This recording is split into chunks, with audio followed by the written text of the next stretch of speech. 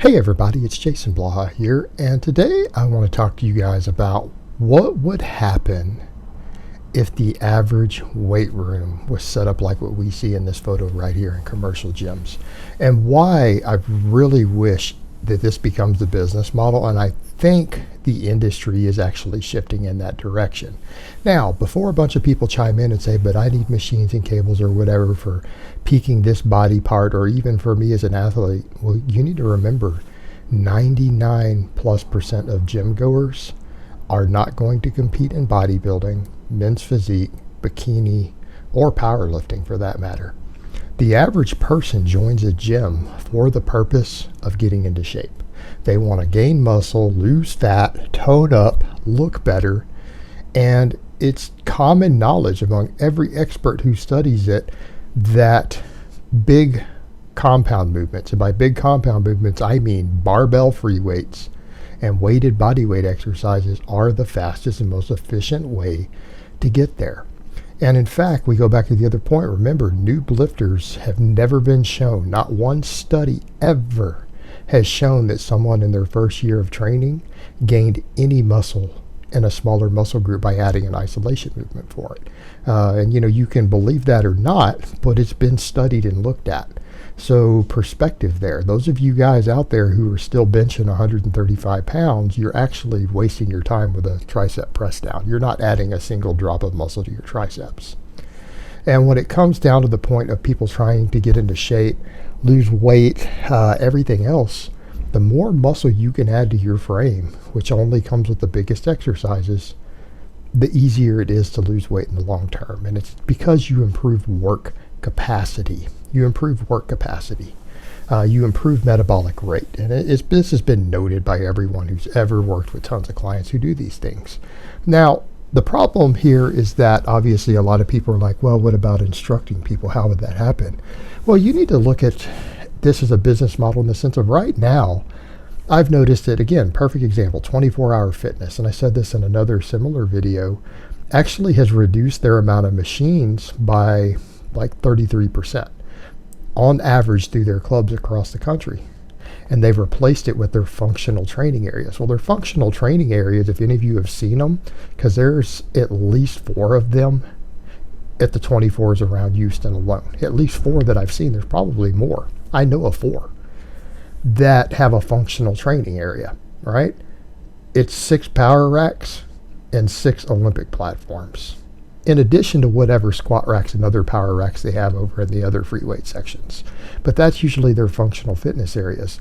Now you look at the floor space involved in that and the cost, that 6 rack functional fitness area costs less than a single hammer strength machine, right? And then you look at the amount of floor space, 6 stations taken up in those racks like that, takes up the space of 1.5 hammer strength machines, maybe 2 machines, right? Then you got to look at the cost of plates and weights. People can't use as many weights on those. There are plenty of guys who rep out 4 plates on a hammer strength machine who can't even deadlift 4 plates. So you actually end up needing less total free weights on top of it. Like your actual cost for plates goes down. Floor space need goes down. The cost of your overhead for a gym like that is less. So what would be the advantage? How would a business model work like that? Well, the gyms cost less to set up and maintain, right? This equipment doesn't require as much maintenance. It costs less money, takes less floor space. Startup cost is lower. Cost to maintain it is lower. You can actually afford to hire a trainer.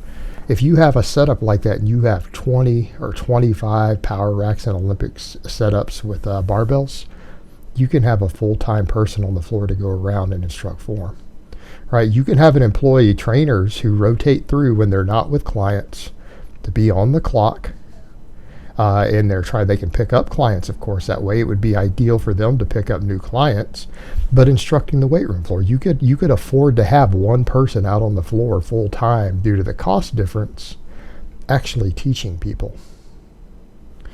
And that's why a business model like that actually would work. And I bet you this is the direction we're going to go. When you're seeing all these functional strength areas, and this is largely due to CrossFit, this is what you see. And Even the CrossFitters go to these gyms. CrossFitters, I know of CrossFitters who go to normal commercial gyms because they don't have the full open gym at their local CrossFit box all the time.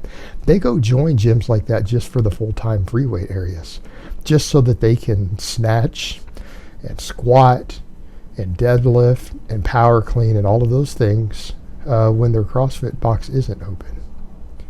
So honestly, I think this is a direction you're going to see a business model go more and more and more, because there's no need anymore for the majority of these gyms. Now that more and more people realize this, and it seems like only the bodybuilding world is behind on this, the average person going to a gym now realizes that machines, from what I'm seeing now more and more, particularly more affluent people realize that, more educated people realize machines and stuff really don't produce as good of results, and they don't.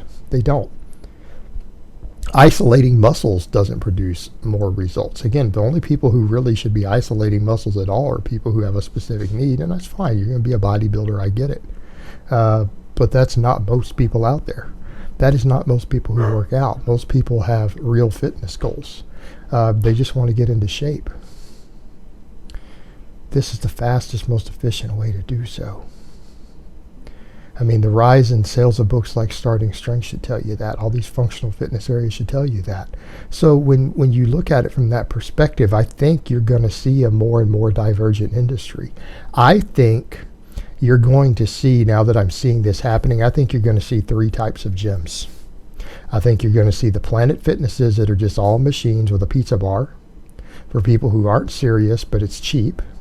You're going to see more gyms that are just more and more functional strength, because I'm seeing the box gyms, the big global gyms, again, 24-hour fitness, perfect example, are pushing further and further in that direction to where larger and larger amounts of their floor space and their best high-end gyms are more about squat racks and Olympic platforms and prowlers than they are machines. There's at least a couple of those that I know of that are like now at 50%. Over half of their floor space is dedicated to quote unquote functional fitness, and only about half of it's machine. So when you start seeing that happening, that's the way you're going to go. You're going to start seeing either CrossFit boxes, Planet Fitnesses, and the global gyms are going to go the direction of all the functional fitness. I think you're going to see the machines phased out. People are going to benefit from it. They're going to get better results as a result of it. Because the problem is that all the machines available, essentially what it does is it tempts people to use that stuff instead of the stuff that's really going to give them results. Because they go in the gym and, maybe there's not enough racks. They can't get into a rack, and they go do a bunch of fluff and pump. And play with some cables in the hammer strength machine or whatever, and they end up getting a less effective workout. They end up getting less results for it. So if that sort of stuff is gone from the majority of gyms, people are going to basically have to do stuff that's going to give them better overall results. Again, barbell movements, weighted body weight exercises. And then you're going to see eventually, I think, just a handful of hardcore bodybuilding gyms that'll still have a mix of all the stuff, meaning, they'll still have free weights combined with cables and machines and all that stuff.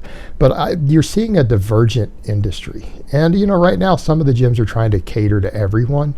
They're trying to cater to everyone. But, I mean, when you really notice the difference, I notice a lot more people, even in the commercial gyms, are there to do squats and deadlifts and cleans, who don't touch the other stuff at all. They don't even go into the dumbbell section. You don't see them near the cables.